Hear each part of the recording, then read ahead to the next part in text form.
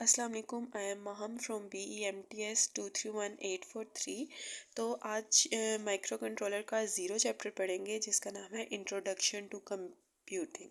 तो इसमें हम लोग बेसिकली पढ़ेंगे क्या कि कंप्यूटिंग का जो इंट्रोडक्शन है वो क्या है, उसकी बेसिक्स पढ़ेंगे जिसकी हेल्प आउट से हम लोग नेक्स्ट इसके पार्ट्स कवर कर सकेंगे। तो इसमें जो टॉपिक्स हम आज डिस्कस करेंगे, फर्स्ट है इंटरनल ऑर्गेनाइजेशन ऑफ कंप्यूटर्स। इसमें हम देखेंगे कि इंटरनल ऑर्गेनाइजेशंस क्या हैं कंप्यूटर की, like the different parts of CPU। इसमें इनपुट आउटपुट है, मेमोरी है, सेंट्रल प्रोसेसिंग यूनिट है। नेक्स्ट हमारा होगा कनेक्टिंग द डिफरेंट पार्ट्स। अब हम उन डिफरेंट पार्ट्स को कनेक्ट कैसे करेंगे, for example connecting memory to CPU, connecting input outputs to CPU।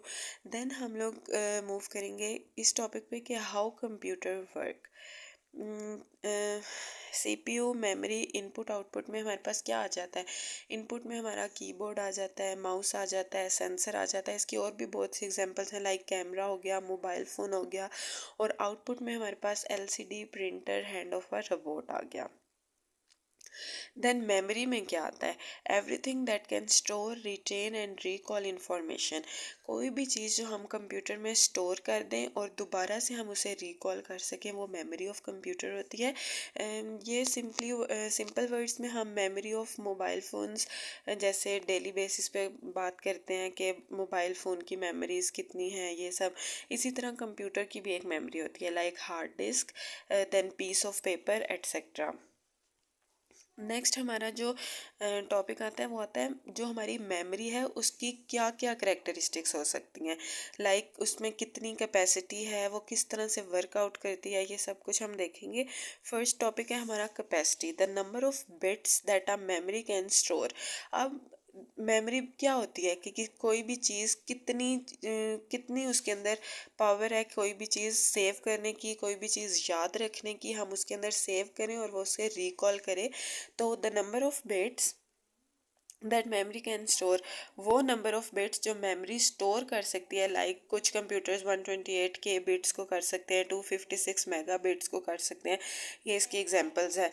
फिर ऑर्गेनाइजेशन आती है। ऑर्गेनाइजेशन में how the locations are organised, हम डिफरेंट पार्ट्स में अपनी लोकेशन ऑर्गेनाइज्ड करते हैं, लाइक कुछ को किसी बिट्स में मतलब कोई बिट हम लेते हैं जिसके अंदर हम अपनी मेमोरी स्टोर कर सकते हैं, डाटा स्टोर कर सकते हैं।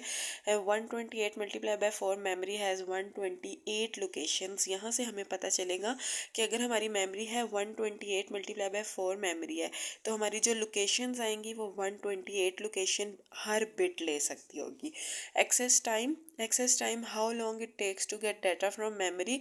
अब हम लोगों ने जब दोबारा उस मेमोरी को एसेस करना है तो हमें कितना टाइम लगेगा उस मेमोरी को दोबारा से रिकॉल करने में, ये बेसिकली वो चीज़ बता रहे हैं।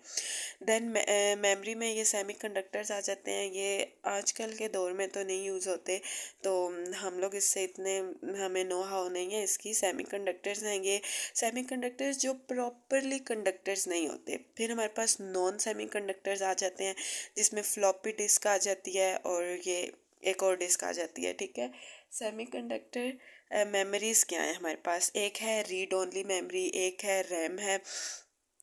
तो मास्क रोम हमारे पास क्या होता है, एक होता है प्रोग्रामेबल रोम, एक होता है डायनामिक रैम। तो अब स्टैटिक रैम और मास्क रोम में फर्स्ट इसका डिफरेंस है मास्क रोम। अब देखिए, अगर हमें छोटी सी मेमोरी को स्टोर करना है तो वो हम लोग रैम में करेंगे, और अगर बड़ी को करना है तो वो हम रोम में करेंगे।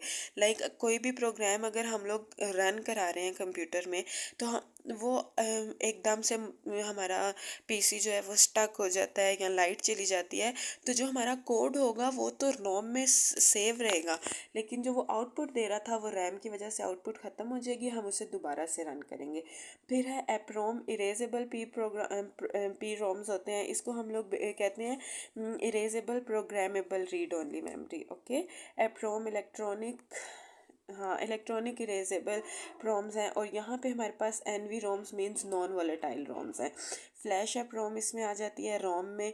फिर प्रोग्राम बाय IC मैन्युफैक्चर। अब जो मास्क रोम है वो हमारे पास कहाँ से प्रोग्राम हुई होती है, IC मैन्युफैक्चरर से हमारे पास प्रोग्राम हुई होती है। देन हम लोग जाते हैं इसके OTP से। OTP बच्चे को आजकल पता है कि OTP क्या होता है, ठीक है। ओटीपी अगर हम लोगों ने सिंपल भी कोई चीज़ प्रोग्राम हम लोगों ने रन करना है, कोई हम लोगों ने अगर गूगल अकाउंट कहीं और खोला है या कोई भी हम लोगों ने ऐप इंस्टॉल किया है, तो हमें एक ओटीपी देते हैं। वो ओटीपी होता है one time programmable, you can program it only once. आप ओटीपी एक ओटीपी को जस्ट वन टाइम यूज़ कर सकते हो। फिर वोलेटाइल एप्रोम आ जाता है, ठीक है। इसमें इरेजेबल प्रोग्रामेबल रोम है, you can shine ultra violet radiation to erase it. अब ये हमारे पास एक डिवाइस थी, ठीक है। इस डिवाइस में ये जो हमारे पास डिवाइस है ये वाली, इस डिवाइस में क्या होता था कि अगर हम इसको सनलाइट में रख देते हैं ना, तो ये यूवी रेडिएशंस लेती है। तो ये यूवी रेडिएशंस लेती है और उसको इरेज कर देती है। Erasing takes up to 20 minutes. अगर आप इसको 20 मिनट के लिए धूप में रख दें तो ये उस मेमोरी को स्टोर करती है और अपने अंदर जितनी भी मेमोरी होती है उसको इरेज कर देती है। The entire content of ROM are erase. जितना भी कंटेंट होता है रोम में वो इरेज हो जाता है। अब इधर एक टेबल है जिसमें वो हमें बता रहा है सम यूवी एप्रोम चिप्स, जिसमें 2716 है, जिसकी कैपेसिटी 16K है और ऑर्गेनाइजेशन इसकी क्या है 2K मल्टीप्लाई 8, वो वही 16K बनता है। तो 8 हमारे पास एक बिट होती है, आपको पता है जैसे कि। और फिर एक्सेस इसका कितना होता है 450 NS का। पिन इसमें 24 होती हैं और VPP 25 वोल्ट्स हम लोग इसको वोल्टेज देते हैं। 273 2A 220 तक, इसी तरह आप देख लें 32K आता है। 4K को मल्टीप्लाई बाय 8 करेंगे 20 इसकी NS एक्सेस आएगी। पिन इसमें भी 24 होती हैं। अब जो डिफरेंट पिन वाला एक चेक करते हैं 2746820, उसमें 64K होता है। 8K मल्टीप्लाई बाय 8 को ही करेंगे तो हमारे पास 64K बनेगा। इसकी जो एक्सेस है वो भी 200 NS है, लेकिन इसमें जो पिन्स हैं वो देखें 28 पिन्स हैं और इसकी VPP 12.5 वोल्ट्स है। अब यहाँ पे हमें एक ब्लॉक डायग्राम बताई गई है, उसमें हमें बता रहे हैं 2764 की ब्लॉक डायग्राम है, प्रोम चिप है ये एक, और उसमें हमारे पास 27 ये यहाँ पे एक चिप शो करा रहे हैं। इस चिप का नाम है 2764। अब 2764 के चिप के सारे नंबर्स उन्होंने इस ब्लॉक डायग्राम से हमें शो करा दिए हैं। देन हम पढ़ेंगे इरेज्ड इलेक्ट्रिकली। ये भी इसका एक करेक्टर ही है, करेक्टरिस्टिक ही है कि वो इलेक्ट्रिकली इरेज्ड होती है। फिर हम लोग इरेज इंस्टेंटली बहुत जल्दी इरेज कर सकते हैं। Each bit can be erased separately. Her bit हम अलग-अलग सेपरेटली इरेज्ड करते हैं। अब यहाँ पे भी हमारे पास कुछ चिप्स आ जाएंगी। ये एक चिप की ब्लॉक डायग्राम है 8K मल्टीप्लाई बाय 8। तो ये चिप हमने यहाँ पे पढ़ी थी 8K मल्टीप्लाई बाय 8। इसमें 267C46412 भी हो सकती है और 2764820 भी हो सकती है, ठीक है। नेक्स्ट यहाँ पे भी कुछ चिप्स हैं, यहाँ से आप स्टडी आउट करेंगे कि इन चिप्स को हम लोग किस तरह से यूज़ करते हैं, इनकी करेक्टरिस्टिक्स क्या हैं। लाइक हम इनकी कैपेसिटी देख सकते हैं, इनकी ऑर्गेनाइजेशंस देख सकते हैं, स्पीड, पिन्स और VPP। देन हमारे पास क्या आता है memory ROM, flash ROM. Erased in flash the entire device is erased at once. अब इसमें वो ये कह रहा है कि जो हमारी इंटायर डिवाइस होती है वो एक ही दफ़ा में इरेज हो जाती है। हम सेपरेटली इरेज नहीं करते मेमोरी रोम, फ्लैश रोम को। क्या करते हैं, जो इंटायर डिवाइस होती है वो एक साथ ही एक दफ़ा में इरेज हो जाती है। इसमें भी कुछ चिप्स हैं, जैसे 256K की चिप कैपेसिटी के साथ मिलती हैं, 2048K की कैपेसिटी के साथ मिलती हैं, जिनके जो VPP हैं वो हमारे CMOs में आ जाते हैं, लाइक 12 वोल्ट्स। और उनके NS पावर मतलब स्पीड तो उतनी होती है 150 NS। पिन्स ज़्यादा हो जाती हैं, 32 पिन्स हो जाती हैं। फिर हम इधर सेमी कंडक्टर मेमोरीज पढ़ेंगे। मेमोरीज में फिर वही रोम रैम आ जाता है। रोम रैम का डिफरेंस पता ही है, रोम हमारे पास रीड ओनली मेमोरी है और रैम में हम लोग डिफरेंट चीज़ करते हैं। इसमें हम रैंडम एक्सेस मेमोरी यूज़ करते हैं, जो बिल्कुल थोड़े टाइम पीरियड के लिए हम लोग स्टोर करा सकते हैं, ज़्यादा टाइम के लिए स्टोर नहीं करा सकते। फिर हमारे पास रैम आ जाता है, जिसमें स्टैटिक रैम आती है। बेसिकली ये फ्लिप फ्लॉप्स के साथ बनी होती है। फ्लिप फ्लॉप्स हमने DLD में बहुत अच्छे से कवर किए थे। उसमें हमारे पास ट्रांजिस्टर्स आ जाते हैं। ये एक ब्लॉक डायग्राम है स्टैटिक रैम की। इसके एडवांटेजेस ये होते हैं कि ये फास्टर होती है और नो नीड फॉर रिफ्रेशिंग, इसको रिफ़्रेश करने की ज़रूरत नहीं होती। और डिसएडवांटेज इसका ये होता है, ये हाई पावर कंजम्पशन, बहुत ज़्यादा पावर कंज्यूम करता है ये। और इसमें ये काफ़ी एक्सपेंसिव भी होगा, ज़ाहिरी बात है, जब वो बहुत ज़्यादा पावर ले रहा है तो वो बहुत ज़्यादा एक्सपेंसिव भी होगा। फिर हमारे पास डायनामिक रैम आती है। तो डी रैम्स में ये मेड ऑफ कैपेसिटर्स, पिछला वाला फ्लिप फ्लॉप के साथ मतलब ट्रांजिस्टर्स के साथ बना होता है, और डी रैम हमारे पास कैपेसिटर्स के साथ बना होता है। इसके एडवांटेज ये होते हैं कि ये लेस पावर कंजम्पशन, जो उसका डिसएडवांटेज था इसमें उन्होंने उसको एडवांटेज कर दिया। इसमें हमारे पास लेस पावर कंजम्पशन होती है, ये चीपर होते हैं, सस्ते होते हैं, और इनकी कैपेसिटी बहुत ज़्यादा होती है। अगर ये इतने ज़्यादा एडवांटेजेस दे रहा है तो ज़रूरी बात है कि ये डिसएडवांटेजेस भी देगा। अब ये स्लोअर है, और इसमें हमें जो चीज़ स्लो होती है उसमें बार बार रिफ़्रेश नीडेड होता है, मतलब हमें बार बार उसको रिफ़्रेश करना पड़ता है। फिर हमारे पास एन वी रैम्स आ जाएगी, जो कि हमारे पास होती है नॉन वोलेटाइल रैम। जब हम नॉन वोलेटाइल रैम की बात करते हैं तो ये हमारे पास देखें स्टैटिक रैम के साथ बनी हुई है। बैटरी कंट्रोल सर्किटरीज का जो सर्किट है वो कंट्रोल्ड सर्किट है, लाइक हम उसे कंट्रोल कर सकते हैं। अब इसका देखें, जो लास्ट में हमारे पास डिसएडवांटेज था कि वो फास्ट नहीं था, वो स्लोअर था, तो ये हमारे पास वेरी फास्ट है, इसका एक एडवांटेज है। इनफाइनाइट प्रोग्राम्स हैं इसमें, इरेज साइकिल भी हमारे पास मौजूद है, और ये नॉन वोलेटाइल है। नॉन वोलेटाइल जैसे कि अपने नेम से ही शो कर रहा है, ये नॉन वोलेटाइल है। इसके डिसएडवांटेज ये हैं कि ये एक्सपेंसिव है। अगर वो आपको इतने ज़्यादा पैकेज दे रहा है कि वो बहुत फास्ट भी है, वो बहुत इनफाइनाइट प्रोग्रामेबल भी है, इरेज साइकिल भी दे रहा है आपको, और नॉन वोलेटाइल भी है, तो वो डेफिनेटली एक्सपेंसिव होगा। फिर इंटरनल पार्ट्स ऑफ कंप्यूटर, ये हमारा वेरी नेक्स्ट टॉपिक था कि हमारे पास जो कंप्यूटर के इंटरनल पार्ट्स होते हैं वो कौन कौन से होते हैं। फर्स्टली उन्होंने बोल्ड करके लिखा हुआ है, CPU is the first task, it should execute instructions, it should recall the instruction one after another and execute them. First of all वो क्या करता है, रिकॉल करता है इंस्ट्रक्शन को। कंप्यूटर कभी भी इंस्टेंट एक्शन नहीं लेता, लाइक वो किसी भी कमांड के ऊपर एकदम से एक्ट नहीं कर देता, एक्शन नहीं देता। वो एक दफ़ा अपने इंस्ट्रक्शंस को रिकॉल करता है, अगर उसकी इंस्ट्रक्शंस फुलफ़िल हो रही हों तो वो अपना अनदर रिएक्शन मतलब अनदर उसको एक साइकिल प्रोवाइड करता है और एग्जीक्यूट करता है। फर्स्टली वो उसको कभी भी इंस्ट्रक्शंस के बगैर एग्जीक्यूट नहीं करता। ये इसका टास्क है। कनेक्टिंग मेमोरी टू CPU, अब ये हमारे पास एक ब्लॉक डायग्राम है जिसमें हमारे पास ग्राउंड है और हमारे पास डिफरेंट टाइप्स की कुछ कीज़ हैं। ये मेमोरी पिन आउट है हमारे पास। रीडिंग फ्रॉम मेमोरी, अब इस ग्राफ से हमें पता चलता है कि हम मेमोरी से कंप्यूटर रीड कैसे करता है। ये एक ग्राफ है जो किसके अक्रॉस बना हुआ है, एड्रेस और टाइम के अक्रॉस एक ग्राफ बना हुआ है। फर्स्ट ऑफ ऑल TRC जाती है, देन एड्रेस वैलिड होता है, और डाटा वैलिड होने के बाद हमारे पास डाटा आगे से ऑर्गेनाइज हो सकता है, डाटा एग्जीक्यूट हो सकता है। देन हमारे पास CPU कनेक्ट करते हैं साथ। जब हमारे पास सारी उसकी वैल्यूज़, सारी इंस्ट्रक्शंस वो रिकॉल कर लेता है, वो बेस्ट यूज़ दे सकता है, देन हम उसको CPU के साथ कंट्रोल करते हैं, उसके साथ कनेक्ट करते हैं। क्यों? अगर उसकी इंस्ट्रक्शंस ही फुलफ़िल ना हो रही हो तो वो हमारे CPU के लिए डेंजरस होता है।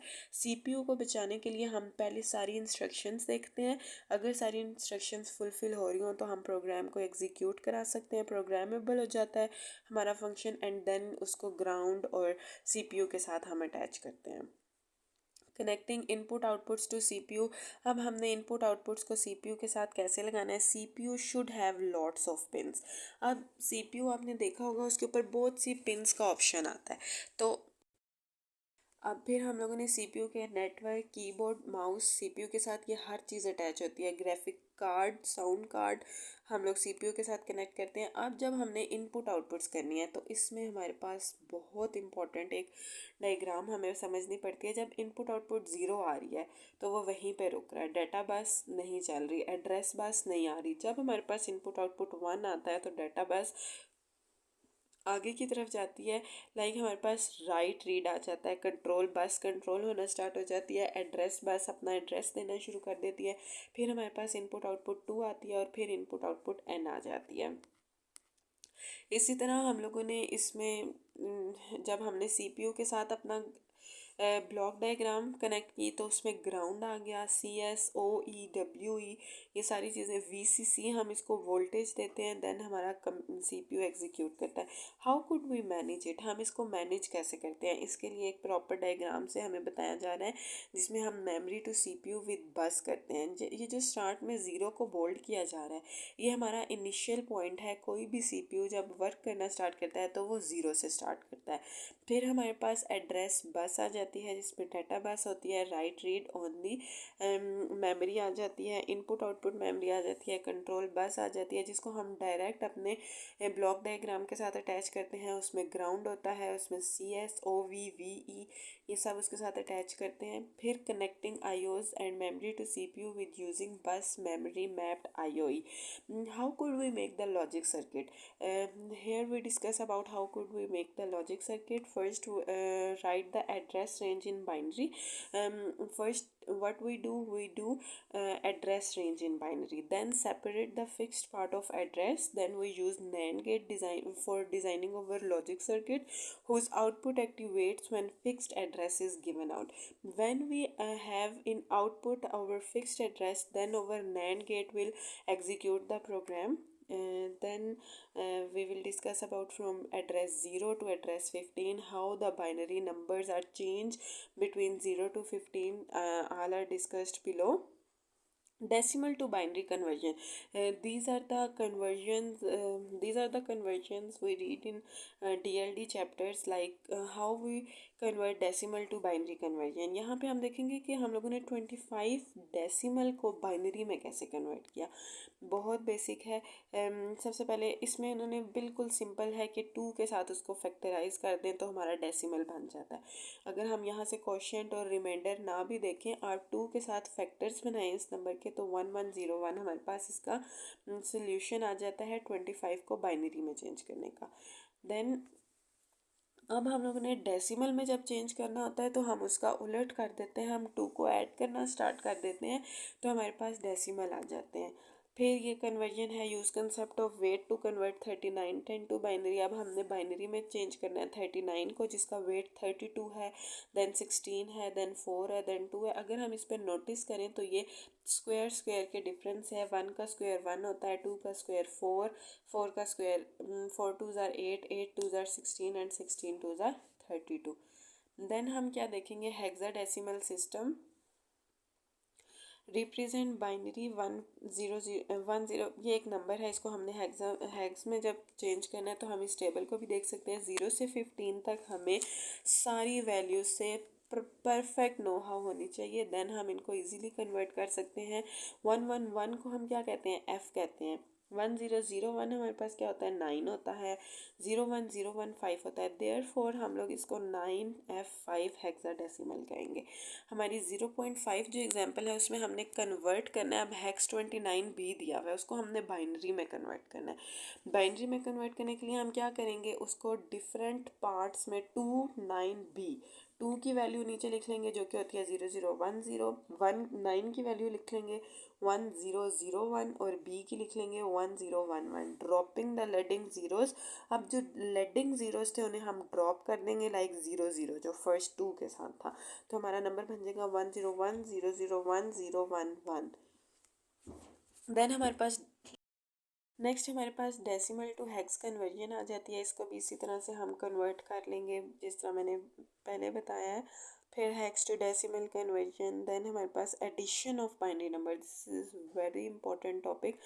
हम एडिशन कैसे करते हैं, 1 1 हमारे पास हमेशा से 0 होता है, 0 0 हमारे पास 1 होता है, मतलब 1 1 2 बनता है तो 2 को बाइनरी में हम 1 0 लिखते हैं।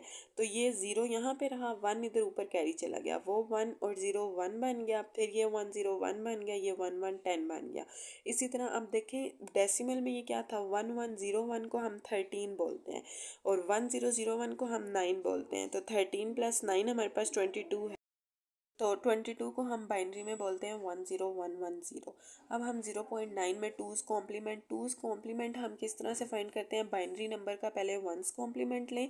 वंस कॉम्प्लीमेंट क्या होता है, जो हमारा नंबर है उसका रेसिप्रोकल लिखना है, 1 का 0 0 का 1 1 0 0 0 और देन हम उसमें जब 1 ऐड कर देते हैं तो हमारे पास टूज़ कॉम्प्लीमेंट आ जाता है। ठीक है, अब इसके बाद हमारा नेक्स्ट टॉपिक है American standard code for information. ये कुछ टेबल्स हैं जो आपको नो हाउ होनी चाहिए अपने कन्वर्जन्स के लिए। नेक्स्ट हमारा another example of address decode. In here we will discuss how we address the decoder. We definitely sure about decoders, encoders in our DLD lectures. So you have studied about this from that. So first of all, design an address decoder for address 30H to 3FFH. अब हम लोगों ने 300H को 3FFH में हमने design करना है, उसको हम लोगों ने डिकोडर बनाना है। वो हम कैसे बनाएंगे? First we write the address range in binary. हम अपनी एड्रेस रेंज जो है उसको बाइनरी में लिखेंगे। Separate the fixed part of address, जो हमारा फिक्स्ड सेम पार्ट होगा उसे सेपरेट करेंगे। Design the logic circuit that we easily this is the easy way of designing. Then inside the CPU, this is very interesting topic. What is inside the CPU? First of all, PC जो कि हमारा program counter होता है, instruction decoder, this is very vital part of the CPU के instructions जो आ रही हैं उसको डिकोड करने के लिए एक डिकोडर होता है। फिर ALU arithmetic logic unit sorry. फिर हमारे पास रजिस्टर्स। रजिस्टर्स के बारे में हमने DLD में काफ़ी डिटेल से पढ़ा था, तो इसको मैं नहीं डिस्कस करूँगी, बाकी सारे पॉइंट्स को मैं डिस्कस कर देती हूँ। फर्स्ट है हमारा सो हेयर PC है जिसको हम प्रोग्राम काउंटर कहते हैं, अरिथमेटिक लॉजिक यूनिट है, फिर सेंट्रल जो इसका है CPU वो तो है ही है, प्रोसेसिंग यूनिट जो था। इंस्ट्रक्शन डिकोडर हम लोग लेते हैं, ये बहुत इंपॉर्टेंट है, यहाँ पे हम लोग पढ़ते हैं। देखिए हमारे PC पे 0 पड़ा हुआ था तो हमारे आउटपुट पे भी 0 है, जिसका नंबर क्या है? N है। इसमें हम 16 को एक्सेस कर सकते हैं, 17 को, 18 को, और नंबर ऑफ इसमें हमारे पास आते जाएंगे ABCD। इसमें कुछ चैनल्स दिए हुए हैं जिनकी मदद से हम अपनी इनपुट को आउटपुट के ऊपर ले सकते हैं। हाउ कंप्यूटर वर्क, अब दिस इज़ वेरी इंपॉर्टेंट कि हमारा कंप्यूटर वर्क। CPU PC, इसमें हमारे पास PC, अब देखिए हमारे पास PC पे 5 है ना, तो हमारी जो AB चैनल्स हैं उन पे E9 आ गया। E9 ही हमारा आगे पास आउट होगा, ठीक है। हाउ इंस्ट्रक्शन डिकोडर वर्क, अब जो इंस्ट्रक्शन आ रही हैं उसको डिकोडर जो है वो वर्क कैसे करता है? ऑप कोड लिखेगा, ऑपरेंड करेगा, वो इंस्ट्रक्शंस हैं। फिर ऑप कोड ऑपरेंड इंस्ट्रक्शंस को हम, अब यहाँ पे ऑपरेशन कोड है जिस 0 1 से ये 1 2 3 4 5 6 7 तक है। यहाँ पे हम इसके मीनिंग देखेंगे। ए को एक्स में कन्वर्ट कर सकते हैं, ए को ब्रैकेट ऑफ एक्स, फिर ए रजिस्टर एक्स, और फिर हमारे पास जो 3 है उसमें हम ए प्लस एक्स करेंगे। इसी तरह हम 7 तक इसको यहाँ पे स्टडी करेंगे। अब हमारे पास von Neumann versus Harvard architecture है, very difficult word sorry to say. Code memory है, CPU है, बस मेमोरी। फिर देखिए जब कोड मेमोरी को हम CPU में भेजते हैं तो वो डाटा बस से जाती है और डाटा बस ही उसको डाटा मेमोरी में लेके जाता है। फिर हमारे पास CPU से एड्रेस बस के थ्रू कोड मेमोरी के पास दोबारा आता है और एड्रेस बस ही उसको डाटा मेमोरी तक लेके जाती है। और लास्ट में कंट्रोल बस ही हमारे जो इंस्ट्रक्शंस होती हैं उसको डाटा मेमोरी की तरफ लेके जाती है और फिर कंट्रोल बस की तरफ। जो डाटा बस है वो हमारे पास मेन फंक्शन यहाँ पे शो कर रही है कि डाटा बस CPU से डाटा मेमोरी की तरफ भी जा रही है और डाटा मेमोरी से CPU की तरफ भी आ रही है। अब हार्वर्ड आर्किटेक्चर में क्या है? CPU मेमोरी कोड सेम है, बाकी इनके ये एरोस की मदद से हम देखेंगे कि इसमें थोड़ा डिफरेंस है। वॉन न्यूमन आर्किटेक्चर में क्या है? इसमें माइक्रो प्रोसेसर लगा हुआ है, रैम नहीं है, रोम है, इनपुट आउटपुट पोर्ट्स हैं, चिप्स, और वो चिप के ऊपर अपने हैं EG Pentium, Intel power PC, Motorola और स्पार्क सन। फिर इसके एप्लीकेशंस क्या हैं? ये डेस्कटॉप में यूज़ होता है, लैपटॉप में, वर्क स्टेशंस में, सर्वर्स में। और माइक्रो कंट्रोलर क्या है? Microprocessor, RAM, ROM, timers, input output ports on a single chip. 8051 Intel, 68H608 Motorola, AVR Atmel, इसकी कुछ एग्जांपल्स हैं। और इसकी एप्लीकेशन क्या है? ये TV रिमोट कंट्रोल है, वीडियो गेम्स भी हम इसमें यूज़ कर सकते हैं और रोबोट्स भी यूज़ करते हैं, रोबोट्स को भी कंट्रोल कर सकते हैं। General purpose of micro processor versus micro controller. General purpose micro processor में हमारे पास रैम, रोम, टाइम, सीरियल कॉम पोर्ट्स आ जाते हैं, इनपुट आउटपुट पोर्ट्स आ जाते हैं। General purpose of micro processor में सीपीयू, रैम, रोम आ जाती है। ठीक है, अब इसमें 8 बिट माइक्रोस्कोप माइक्रो कंट्रोलर है ये। ठीक है, इसमें कंपनी आती है, वेबसाइट्स हैं, आर्किटेक्चर्स हैं, एटमल, HTTP, ये कुछ वेबसाइट्स दी हुई हैं हमें। एम्बेडेड सिस्टम अब एम्बेडेड सिस्टम क्या है? This is the huge discussion. An embedded system is controlled by its own internal microprocessor. Embedded system हमारे पास अपना microprocessor रखती है, like अपना microcontroller है उसका, as opposed to an external controller.